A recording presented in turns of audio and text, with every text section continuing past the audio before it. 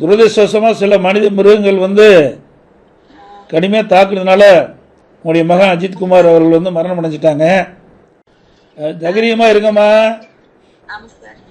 உங்களுக்கு நீதி கிடைக்கின்ற வரை அதிமுக உங்களுக்கு துணை நிற்கும், நாங்களும் உங்களுக்கு துணை நிற்போம். இது மீள முடியாத துயரம். ஒரு தாய் வந்து தன்னுடைய மகனை இழக்கிறதுங்கிறது ஒரு மிகப்பெரிய கொடுமையான விஷயம். இது யாராலையும் மன்னிக்க முடியாதது. இதை வந்து பெற்ற தாய்க்கு தான் அந்த வழி தெரியும்.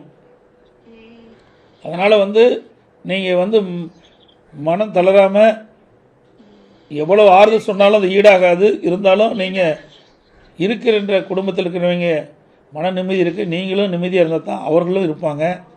அதனால் நாங்கள் உங்களுக்கு முழு துணையாக இருக்கிறோமா. இதை நீதிமன்றத்திலேயும் அதிமுக சார்பாக வழக்கு தொடர்ந்துருக்கோம். நீதிமன்றத்தின் மூலமாக நீதி நிலைநாட்டப்படும்.